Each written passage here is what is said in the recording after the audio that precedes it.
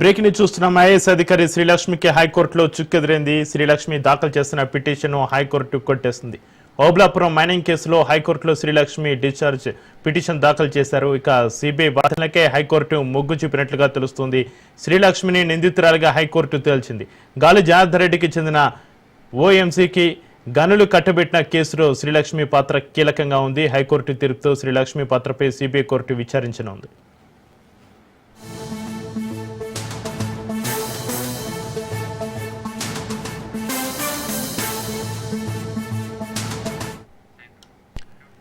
శ్రీలక్ష్మి నిర్దోషి అంటూ గతంలో హైకోర్టు తీర్పు ఇచ్చింది. హైకోర్టు తీర్పును సుప్రీంకోర్టులో సిబిఐ సవాల్ చేసింది.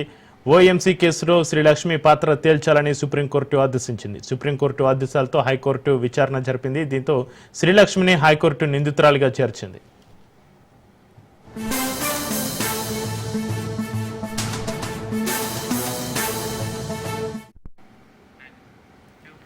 ఐఏఎస్ అధికారి శ్రీలక్ష్మికి హైకోర్టులో చుక్కెదిరింది. శ్రీలక్ష్మి దాఖలు చేసిన పిటిషన్ హైకోర్టు కొట్టేసింది. ఓబులాపురం మైనింగ్ కేసులో హైకోర్టులో శ్రీలక్ష్మి డిశ్చార్జ్ పిటిషన్ దాఖలు చేశారు. సిబిఐ వాదనలకే హైకోర్టు మొగ్గు చూపినట్లుగా తెలుస్తుంది. ఇక దీని సంబంధించి మరింత సమాచారాన్ని మా ప్రతినిధి రత్నకుమార్ ఫోన్లలో అందిస్తారు. రత్నకుమార్, ఐఏఎస్ అధికారి శ్రీలక్ష్మికి హైకోర్టులో చుక్కెదిరింది. దీనికి సంబంధించి మీ దగ్గర ఉన్న అప్డేట్స్ ఏంటి? ఇప్పటికే ఓబులాపురం మైనింగ్ కేసులో పలువురు నిందితులు అరెస్ట్ అవడం జరిగింది. వాళ్ళందరినీ రిమాండ్ కి తరలించారు. అయితే ఈ కేసులో ఐఏఎస్ అధికారిని శ్రీలక్ష్మి విషయంలో మాత్రం మొదటి నుంచి అనేక ట్విస్టులు చోటు చేసుకుంటున్నాయి. మొదట ఆమె ఇందులో నిందితురాలు అని తెలియజేసిన తర్వాత ఆ తర్వాత ఆమె కాదు అంటూ కూడా కోర్టులు తీర్పు చెప్పిన పరిస్థితిలోనే సిబిఐ యొక్క తీర్పులను సవాల్ చేసి సుప్రీంకోర్టుకు వెళ్లిన తర్వాత కోర్టు ట్రయల్స్ అనేవి హైకోర్టుకు మరో తాజాగా చేరుకుంది. ఈ క్రమంలోనే ఇప్పుడు కోర్టుల విచారణ అనంతరం ఆమె ముద్దాయి అయినటువంటి విషయాన్ని హైకోర్టు తేల్చి చెప్పింది. ఓబులాపురం మైనింగ్ కేసులో శ్రీలక్ష్మి ముద్దాయి అయినటువంటి విషయాన్ని తాజాగా హైకోర్టు తేల్చింది. కొద్దిసేపటి క్రితమే ఈ యొక్క వాదనలో భాగంగా ఆమె వేసినటువంటి డిశ్చార్జ్ పిటిషన్ ను డిస్మిస్ చేసింది తెలంగాణ హైకోర్టు. హైకోర్టు తీర్పుతో శ్రీలక్ష్మి వ్యవహారంలో సిబిఐ కోర్టులో ఇప్పుడు ట్రయల్స్ అనేవి ఫర్దర్ గా జరగబోతున్నాయి. సిబిఐ ప్రతివాదుల యొక్క వాదనలు పరిగణలోకి తీసుకుంది. ఎందుకంటే ఆమె యొక్క ఈ కేసులో నిందితురాలు ఆమె తప్పు చేసిందనేటువంటి వాదనలు మొదటి నుంచి సిబిఐ కోర్టు, అలాగే ప్రతివాదు ఈ యొక్క వ్యవహారంలో ప్రతివాదులుగా ఉన్నటువంటి వ్యక్తులు మొదటి నుంచి కోర్టు ఎదుట తమ యొక్క వాదనలు వినిపిస్తూ వచ్చారు. ఇప్పుడు ఆ వాదనలతోనే ఈ యొక్క తీర్పుతో హైకోర్టు ఏకీభవించినట్లుగా అర్థమవుతోంది. ఓఎంసీ మైనింగ్ లీజ్ వ్యవహారంలో 2006లో శ్రీలక్ష్మి ఆమె ఇప్పుడు పరిశ్రమల శాఖ కార్యదర్శిగా పనిచేశారు. ఆమె బాధ్యతలు స్వీకరించిన తర్వాతే ఈ యొక్క ఈ ఓబులాపురం మైనింగ్ కేసు వ్యవహారం ముందుకు సాగింది అనేటువంటి విషయంతో సిబిఐ వాదనలను న్యాయస్థానం ఏకీభవించింది. ఓబులాపురం మైనింగ్ సంబంధించి లీజులు కట్టబెట్టడానికి ఐఏఎస్ అధికారినిగా ఉన్నటువంటి శ్రీలక్ష్మి ఆమె అన్ని రకాలుగా అధికార దుర్వినియోగానికి పాల్పడుతూ లీజులను కట్టబెట్టింది అంటూ సిబిఐ కోర్టు ఎదుట తగిన ఆధారాలను సమర్పించింది.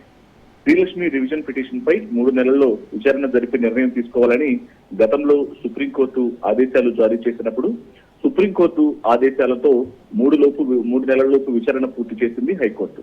అయితే ఈ యొక్క విచారణను పూర్తి చేసిన తరువాత గతంలో తెలంగాణ హైకోర్టు విచారణల అనంతరం శ్రీలక్ష్మికి విముక్తి కల్పిస్తూ ఆమెకు తీర్పు చెప్పింది.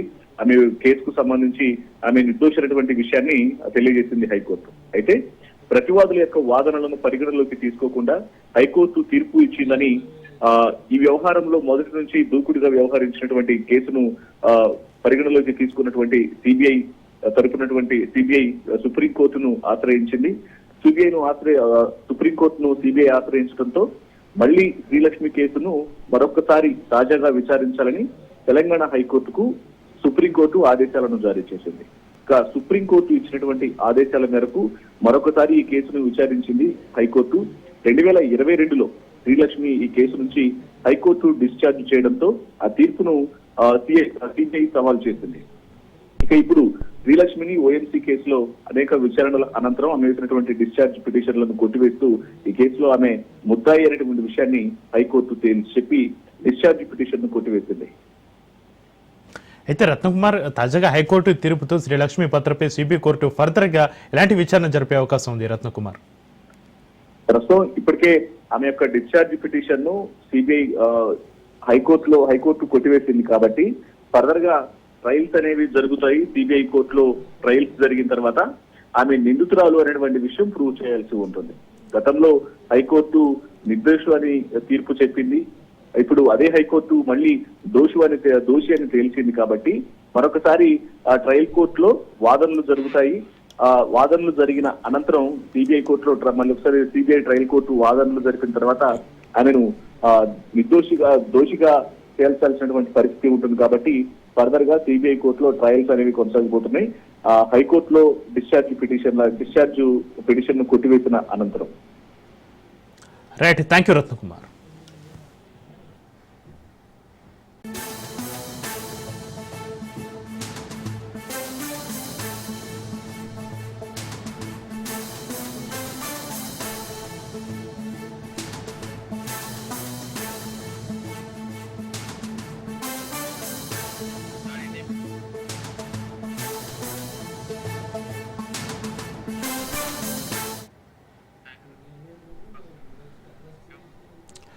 బ్రేకింగ్ న్యూస్ చూస్తున్నాం. రాజస్థాన్లో ఘోర ప్రమాదం జరిగింది. జలావర్ జిల్లాలో ప్రభుత్వ స్కూల్ భవనం పైకప్పు కూలి 5 విద్యార్థులు మృతి చెందారు. శిథిలాల కింద మరికొందరు చిక్కుని ఉండడంతో మృతుల సంఖ్య పెరిగేలా కనిపిస్తుంది. ప్రమాదం జరిగిన వెంటనే స్థానికుల సాయంతో టీచర్లు శిథిలాలను తొలగించే ప్రయత్నం మొదలుపెట్టారు. 4 విద్యార్థుల మృతదేహాలను వెలికి తీశారు.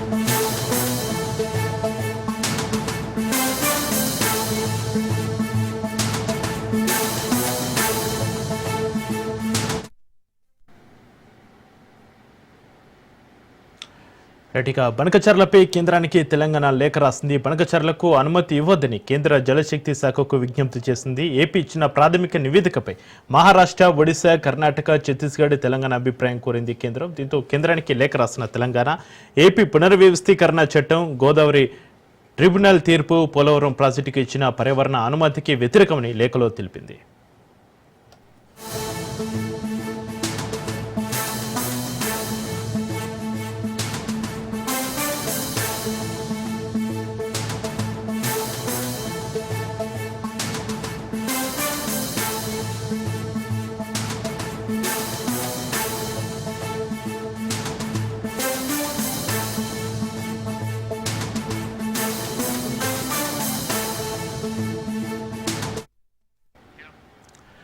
బ్రేకింగ్ న్యూస్ చూస్తున్న బనకచర్లపై కేంద్రానికి తెలంగాణ లేఖ రాసింది. బనకచర్లకు అనుమతి ఇవ్వొద్దని కేంద్ర జలశక్తి శాఖకు విజ్ఞప్తి చేసింది.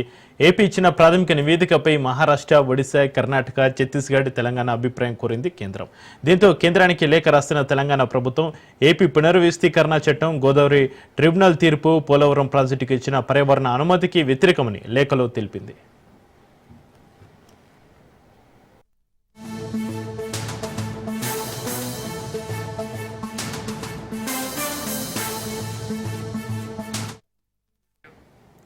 ఇక బనకచర్లపై కేంద్రానికి తెలంగాణ లేఖ సంబంధించి మరింత సమాచారాన్ని మా ప్రతినిధి రాజు లైవ్ లో అందిస్తారు. రాజు, బనకచర్లపై కేంద్రానికి తెలంగాణ లేఖ రాసినట్టుగా తెలుస్తుంది. బనకచర్లకు అనుమతి ఇవ్వొద్దని కేంద్ర జలశక్తి శాఖ విజ్ఞప్తికి సంబంధించి మీ దగ్గర ఉన్న అప్డేట్స్ ఏంటి?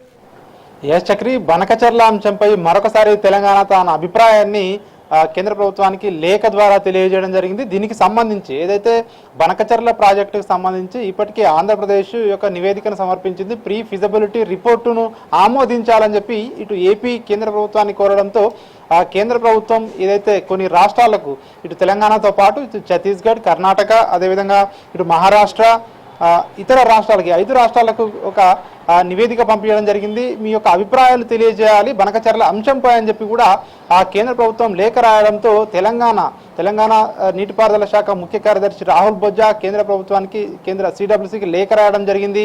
తెలంగాణ ఈ బనకచర్ల వల్ల తెలంగాణకు అన్యాయం జరుగుతుందని చెప్పి కూడా ఆ లేఖలో ప్రస్తావించడం జరిగింది. ఇప్పటికే ఈ యొక్క బనకచర్ల ప్రాజెక్టు ఏదైతే ఉందో ఈ ప్రాజెక్టు నిర్మాణం అనేది ఏపీ రీఆర్గనైజేషన్ యాక్ట్కు వ్యతిరేకం. అదేవిధంగా పోలవరం బ్యాక్ వాటర్కి సంబంధించి ఇప్పటికే పోలవరానికి సంబంధించి ఆ అంశం ఇంకా బ్యాక్ వాటర్ సంబంధించి పెండింగ్ లోనే ఉంది. పోలవరం పర్యావరణ అనుమతులకు కూడా ఈ బనకచర్ల అనేది వ్యతిరేకం అని చెప్పి కూడా చెప్పడం జరిగింది. అదేవిధంగా గోదావరి ట్రిబ్యునల్ కు కూడా ఈ బనకచర్ల ట్రిబ్యునల్ తీర్పు ఏవైతే ఉన్నాయో ఈ తీర్పులు ఈ బనకచర్ల ప్రాజెక్టుకు వ్యతిరేకంగా ఉన్నాయి. కాబట్టి బనకచర్లను ఎట్టి పరిస్థితుల్లో ప్రీ ఫిజబిలిటీ రిపోర్టును కేంద్ర ప్రభుత్వం ఆమోదించొద్దు అని చెప్పి కూడా తెలంగాణ తన లేఖలో స్పష్టంగా పేర్కొనడం జరిగింది. దీనికి సంబంధించి ఇతర రాష్ట్రాల అభిప్రాయాలు కూడా కేంద్ర ప్రభుత్వానికి తెలియజేసే అవకాశం కనిపిస్తూ ఉంది. కానీ ఏపీ వాదన మాత్రం మనం చూసినట్టయితే ఇదైతే గోదావరి బేసిన్లో చివరి రాష్ట్రం, కింది రాష్ట్రం ఏపీ కాబట్టి ఈ వరద జలాలను వాడుకునేందుకు మాకు హక్కు ఉంటుందని చెప్పి కూడా ఇటు ఏపీ వాదిస్తుంది. కానీ ఇవన్నిటికీ కూడా ట్రిబ్యునల్స్ కానివచ్చు,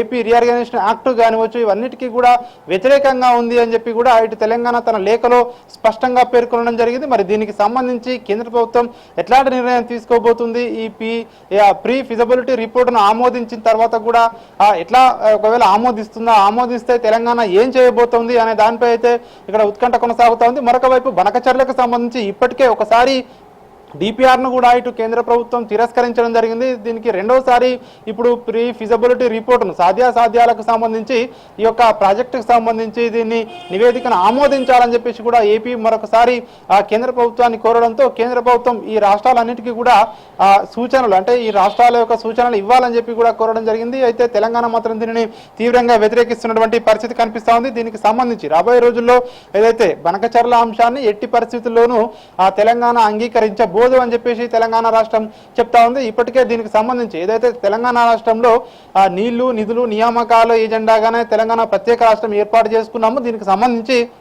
నీటి విషయంలో ఖచ్చితంగా బనకచర్ల ఏపీ నిర్మించడం వల్ల తెలంగాణ తీవ్ర స్థాయిలో నష్టపోతుందని చెప్పి కూడా ఇప్పటికే దీనికి సంబంధించి తెలంగాణ తన వాదనలను ఇప్పటికే కేంద్ర ప్రభుత్వం దృష్టికి తీసుకెళ్లడం జరిగింది. ప్రధానమంత్రి నరేంద్ర మోడీ దృష్టికి తీసుకువెళ్లడం జరిగింది. తాజాగా లేఖ ద్వారా తెలంగాణ ఇరిగేషన్ ఏదైతే సెక్రటరీ రాహుల్ బొజ్జా కూడా తన లేఖ ద్వారా మరొకసారి ఈ విషయాన్ని స్పష్టం చేయడం జరిగింది. దీనికి సంబంధించి ట్రిబ్యునల్ రిపోర్టులు, పోలవరం సంబంధించినటువంటి అనుమతుల విషయాలకు ఏదైతే ఉన్నాయో గతంలో ఉన్నటువంటి తీర్పులకు ఇవన్నీ కూడా ఈ బనకచర్ల అనేది ఈ ప్రాజెక్టుకు ఫిజబిలిటీ కాదు అని చెప్పేసి తెలంగాణ తన యొక్క నిర్ణయాన్ని కేంద్ర ప్రభుత్వానికి తెలియజేయడం జరిగింది. చక్రి రాజు, ఏపీ పునర్వ్యవస్థీకరణ చట్టం కావచ్చు, ఇక గోదావరి ట్రిబ్యునల్ తీర్పు, పోలవరం ప్రాజెక్టుకి ఇచ్చిన పర్యావరణ అనుమతికి వ్యతిరేకమని తెలంగాణ ప్రభుత్వం లేఖలో తెలిపింది. దీనిపైన కేంద్ర ప్రభుత్వం ఏ విధంగా ఎలాంటి నిర్ణయాలు తీసుకునే అవకాశం ఉంది? ఈ లేఖపైన స్పందించే అవకాశం ఉందా? రిప్లై ఇచ్చే అవకాశం ఉందా? ఎందుకంటే ఇప్పటికే ఏదైతే ప్రీ ఫిజబిలిటీ రిపోర్టు రెండవసారి కేంద్ర ప్రభుత్వం దృష్టికి రావడం జరిగింది. ఏపీ దీన్ని ఆమోదించాలని చెప్పేసి కూడా కేంద్ర ప్రభుత్వం దృష్టికి తీసుకురావడం జరిగింది. ఈ నేపథ్యంలోనే ఇప్పటికే ఏవైతే దీన్ని తీవ్రంగా వ్యతిరేకిస్తున్నటువంటి తెలంగాణతో పాటు ఇతర రాష్ట్రాలు ఏవైతే ఉన్నాయో ఈ గోదావరి బేసిన్కి సంబంధించి ఇతర రాష్ట్రాలు ఇటు కర్ణాటక కావచ్చు, ఇటు ఛత్తీస్గఢ్ కావచ్చు, ఈ రాష్ట్రాలకు కూడా ఇటు మహారాష్ట్ర కావచ్చు, ఇప్పటికే దీనికి సంబంధించి ఈ రాష్ట్రాల యొక్క నిర్ణయాలను వెల్లడించాలని చెప్పేసి కూడా కేంద్ర ప్రభుత్వం కోరడం జరిగింది. ఈ రాష్ట్రాలన్నీ కూడా తమ నిర్ణయాలను వెల్లడించిన తర్వాత కేంద్ర ప్రభుత్వం ఎట్లాంటి నిర్ణయం తీసుకుని ముందుకు వెళ్తుంది అనేది ఇక్కడ కీలకంగా మారింది. దీనికి సంబంధించి తెలంగాణ మాత్రం ఒకటే స్టాండ్ పైన ఉంది. ఏదైతే మొదటి నుంచి కూడా చెప్తా ఉంది బనకచర్ల అనేది ఈ ప్రాజెక్టు ఫిజిబిలిటీ కాదు, ఇది కట్టిన తర్వాత ఖచ్చితంగా తెలంగాణకు అన్యాయం జరుగుతూ ఉంది. దీనికి సంబంధించి ఏపీ చెప్తా ఉన్నట్టు ఏదైతే 200 టీఎంసీల నీటిని, వరద నీటిని, ఆ మిగులు జలాలను వాడుకుంటామని చెప్పేసి కూడా ఏపీ ఏదైతే చెప్తా ఉందో, కానీ పైన ఉన్నటువంటి రాష్ట్రాల్లో ప్రాజెక్టులు పూర్తి స్థాయిలో నిర్మాణం చేపట్టలేదు ఛత్తీస్గఢ్ కానివచ్చు, అదేవిధంగా ఇటు ఛత్తీస్గఢ్ తెలంగాణలో కావచ్చు. ఈ ప్రాజెక్టులు చాలా వరకు పెండింగ్ లో ఉన్నాయి. అదేవిధంగా ఇటు కాళేశ్వరం విషయానికి వచ్చినట్టయితే కాళేశ్వరం ప్రాజెక్టులో కూడా గోదావరి నీటిని పూర్తి స్థాయిలో వాడుకోవడం లేదు. కాబట్టి ఇటు ఏపీకి వెళ్లే నీరు వాళ్ళు వరద నీరు అని చెప్పి భావిస్తా ఉన్నారు. ఇది వరద నీరు కాదు, ఖచ్చితంగా ఈ ఎగువ రాష్ట్రాలు ప్రాజెక్టులు పూర్తి చేసిన తర్వాత అప్పుడు ఖచ్చితంగా ఈ వరద నీరు అనేది ఉండదు అని చెప్పేసి తెలంగాణ వాదిస్తా ఉంది. దీనికి సంబంధించి కేంద్ర ప్రభుత్వం రాష్ట్రాల అభిప్రాయాలు అయితే తీసుకోవడం జరిగింది. మరి ఈ రాష్ట్రాల అభిప్రాయం అన్ని కూడా తీసుకున్న తర్వాత కేంద్ర ప్రభుత్వం ఏ విధంగా ముందుకు వెళ్ళబోతా ఉంది. మరొక వైపు కేంద్ర ప్రభుత్వంలో కీలకంగా ఉన్నటువంటి టీడీపీ ఖచ్చితంగా ఒత్తిడి చేసి కేంద్ర ప్రభుత్వంపై అనుమతులు సాధించుకుంటుంది అని చెప్పేసి కూడా రాజకీయ వర్గాల్లో ఒక చర్చ అయితే జరుగుతూ ఉంది. మరి దీనికి సంబంధించి కేంద్ర ప్రభుత్వం ఏం చేయబోతా ఉంది, ఇతర రాష్ట్రాలు కూడా తమ నివేదికలో ఏం చెప్పబోతా ఉన్నాయి అనేది చూడాల్సి ఉంటుంది. చక్రి. రైట్, థ్యాంక్ యూ రాజు.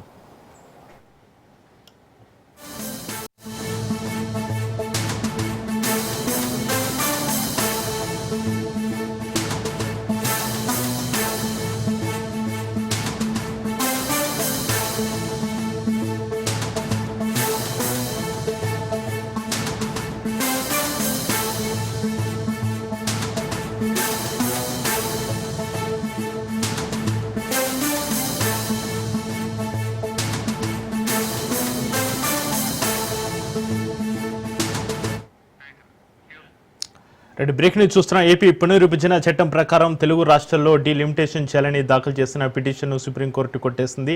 రాష్ట్ర విభజన చట్టం ప్రకారం ఏపీ తెలంగాణలో అసెంబ్లీ సీట్ల సంఖ్య పెంచాల్సి ఉందని పిటిషనర్ తరపు న్యాయవాది వాదనలు వినిపించారు. ఏపీ పునర్విభజన చట్టం ప్రకారం తెలంగాణలో 119 ఉన్న సీట్ల సంఖ్యను 153కు, ఆంధ్రప్రదేశ్ అసెంబ్లీలో ఉన్న సీట్ల సంఖ్య 175 నుంచి 225 వరకు పెరగాల్సి ఉంటుంది. విభజన చట్టం ప్రకారం పాలన సాఫీగా సాగేందుకు ప్రజాప్రతినిధుల సంఖ్య పెరగాల్సిన అవసరం ఉందని పిటిషనర్ కోరారు. అయితే త్వరలో 2026లో జరిగే జనగణన ఆధారంగా డీలిమిటేషన్ ఉంటుందని, ప్రత్యేకంగా తెలుగు రాష్ట్రాలకు సీట్ల సంఖ్య పెరగాల్సిన అవసరం లేదని సుప్రీం అభిప్రాయపడింది.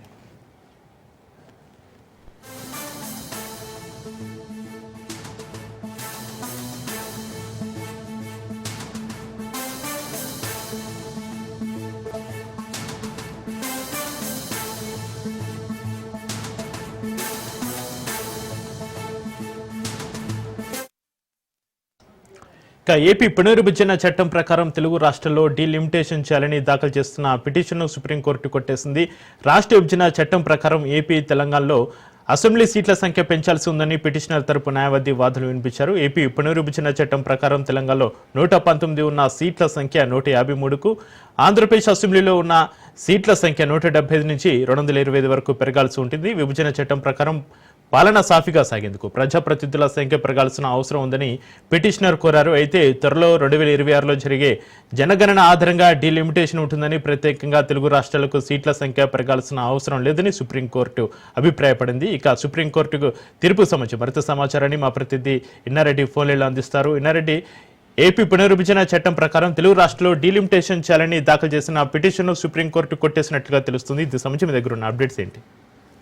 చక్రి, మనం గమనించవచ్చు, ఏదైనా కానీ జనాభా లెక్కల ప్రకారం డీలిమినేషన్ అనేది ఏర్పాటు చేస్తుంది. అంటే ఇప్పుడు ఆల్రెడీ ఏపీ పునర్విభజన చట్ట ప్రకారం 2 రాష్ట్రాలు విడిపోయాయి కాబట్టి దీనికి సంబంధించి కేటాంపుల వ్యవహారంలో డీలిమిటేషన్ అవసరం ఉందని చెప్పి అన్న విషయం మీద ఆ సుప్రీంకోర్టులో పురుషోత్తం రెడ్డి పిటిషన్ వేయడం జరిగింది. అయితే ప్రస్తుతం అయితే మాత్రం ఈ డీలిమిటేషన్ అవసరం లేదు. ఇప్పుడు దీనికి సంబంధించి 2026లో మరోసారి జనాభా లెక్కల ప్రకారం పూర్తి చేసిన తర్వాత, జనాభా లెక్కల వ్యవహారం పూర్తి చేసిన తర్వాత అప్పుడు డీలిమిటేషన్ వ్యవహారం ఆలోచన చేస్తాం, ఇప్పటికైతే అవసరం లేదని చెప్తున్న విషయాన్ని సుప్రీంకోర్టు చాలా స్పష్టంగా పేర్కొంది. అయితే 2 తెలుగు రాష్ట్రాల్లో జనాభా ప్రాతిపదికన ఇంకా కొన్ని పెంచాలని చెప్పని, అసెంబ్లీ సీట్ పెంచాలని చెప్పి అన్న విషయం మీద ఈ డీలిమిటేషన్ చట్ట ప్రకారం కొంత వెసులుబాటు కల్పించాల్సిన అవసరం ఉంది పునర్విభజన చట్ట ప్రకారం అని చెప్పిన వ్యవహారం మీద పిటిషన్ దాఖలు చేసిన నేపథ్యంలో ఈ పిటిషన్ విచారించిన సుప్రీంకోర్టు చాలా స్పష్టంగా చెప్పింది 2026 జనాభా లెక్కల తర్వాతనే ఏదైనా సరే ఈ డీలిమిటేషన్ అనేది పరిగణలో తీసుకోవాల్సిన అవసరం ఉంటుంది.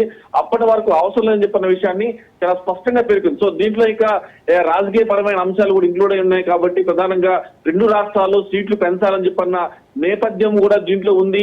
ఎలాగైనా సరే రాజకీయ పార్టీలు రాజకీయ ప్రయోజనం కోసమే ఈ డీలిమిటేషన్ చట్టం కోసం ప్రయత్నం చేస్తారని చెప్తున్న నేపథ్యంలోనే ప్రస్తుతం సుప్రీంకోర్టు ఇచ్చిన జడ్జిమెంట్ ప్రకారం మనం గమనించవచ్చు. ఈ ఎట్టి పరిస్థితుల్లో 2026 వరకు కూడా ఎలాంటి ఈ డీలిమిటేషన్ చట్టం మన అమల్లో రాదని చెప్తున్న విషయం స్పష్టంగా అర్థమవుతా ఉంది. Chakri right, thank you Inna Reddy.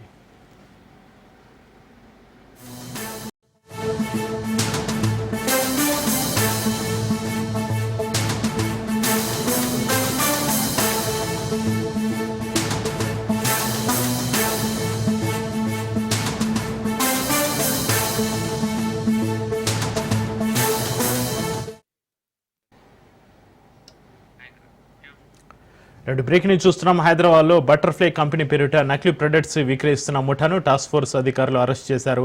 Maharaj Ganj లోని గోదాం కేంద్రంగా దందా నకిలీ ప్రొడక్ట్స్ విక్రయాలు జరుపుతున్నాయి. ఇక బేగం బజార్ ఫీల్ ఖానా కాంప్లెక్స్ ఆర్జే ఎంపిక్స్ పేరిట షాప్ కిరణ్ ఇక బాల్ సింగ్ ఇద్దరు కలిసి ఈ నకిలీ ప్రొడక్ట్స్ విక్రయిస్తున్నారు. ఇంటర్నేషనల్ కార్పొరేట్ విజిలెన్స్ ఏజెన్సీ ఫిర్యాదుతో ఈ ఘటన వెలుగులోకి వచ్చింది. సుమారు 6 లక్షల విలువ గల ప్రొడక్ట్స్ ని స్వాధీనం చేసుకున్నారు. 30 నకిలీ వెట్ గ్రౌండర్లు ఇక 64 ఎల్పిజి స్టవ్స్ అధికారులు సీజ్ చేశారు. అది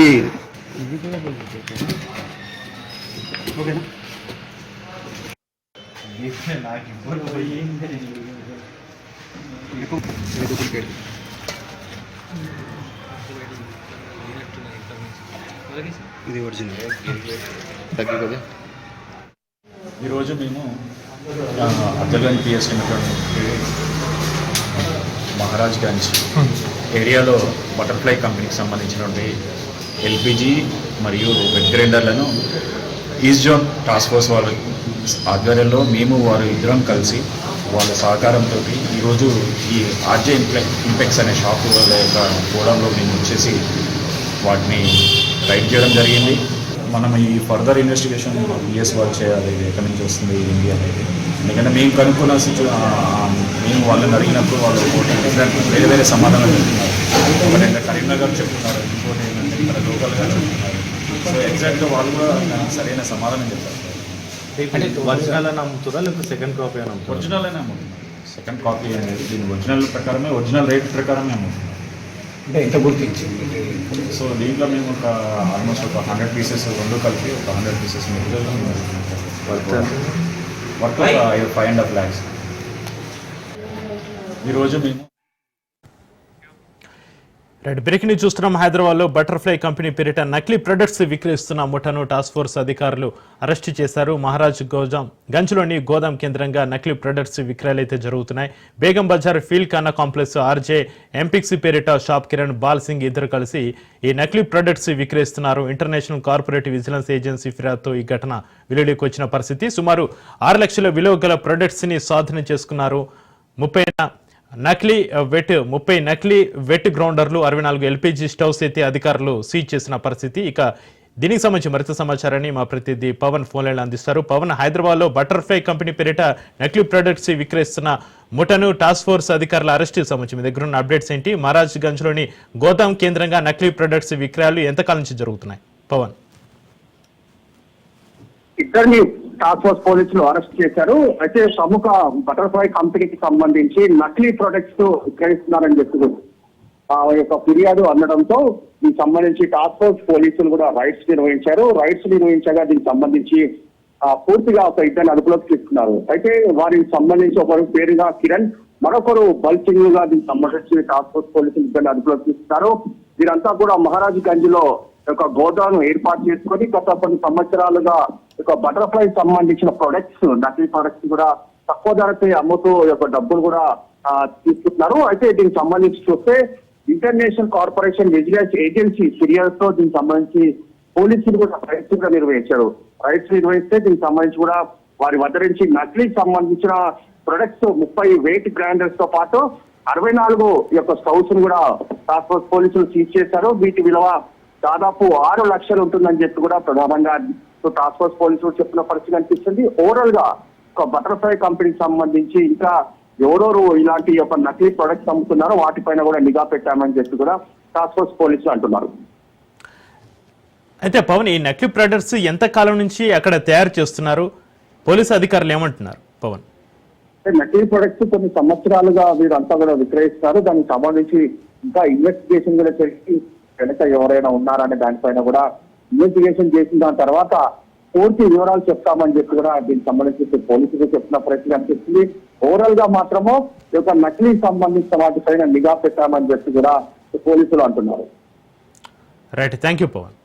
పార్లమెంటు సమావేశాలు గత 4 రోజులుగా వాయిదాల పర్వమే కొనసాగుతుంది. ఈ నేపథ్యంలో కాసేపటి క్రితం ప్రారంభమైన లోక్సభ వాయిదా పడింది. మధ్యాహ్నం 2 గంటలకు లోక్సభ వాయిదా పడింది. విపక్షాల ఆందోళనతో స్పీకర్ వాయిదా వేశారు.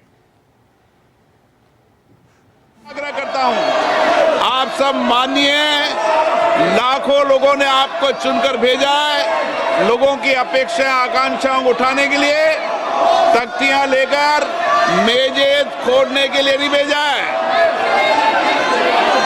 मैंने पुनः आपसे आग्रह किया है, आप अपने अपने आसन पर जाएं, प्रश्नकाल के बाद नियमों के तहत आपको हर मुद्दे विषय पर बोलने दिया जाएगा। मैं फिर कह रहा हूं, तख्तियां लेकर आने पर सदन नहीं चलेगा। आप या तो सीट पर जाएं, नहीं तो सदन की कार्रवाई आज 2 बजे तक के लिए स्थगित की जाती है। के संस्कार कर रही है, वो सारा देश देख रहा है किस तरीके से जनता के करोड़ों रुपए खर्च संसद में होते हैं। मैं पुनः आपसे आग्रह రాజ్యసభ సభ్యుడిగా కమల్ హాసన్ ప్రమాణం చేశారు. ఇక Rajya Sabha deputy chairman Harivansh Rai MNM అధినేత కమల్తో ప్రమాణం చేయించారు. తమిళనాడులో పొత్తులో భాగంగా కమల్కు డిఎంకే పార్టీ రాజ్యసభ సభ్యత్వం ఇచ్చింది. ఇక Kamal M&M party, CM Stalin DMK party మధ్య అవగాహన ఉండడంతో గత ఎన్నికల్లో 2 పార్టీలు కలిసి పనిచేస్తాయి. గతంలో కుదిరిన అవగాహన ప్రకారం తమిళనాడు నుంచి కమల్ హాసన్కు పెద్దల సభ సీట్ ఇచ్చి స్టాలిన్ గౌరవించారు.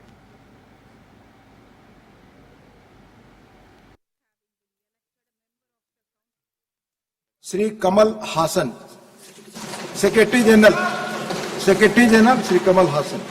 Tamil Nadu Shri Kamal Hasan.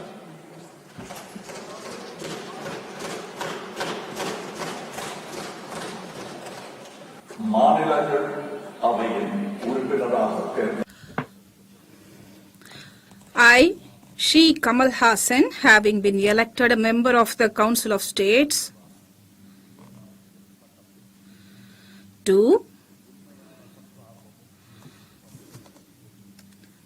solemnly affirm that I will bear true faith and allegiance to the Constitution of India as by law established, that I will uphold the sovereignty and integrity of India, and that I will faithfully discharge the duty upon which I am about to enter.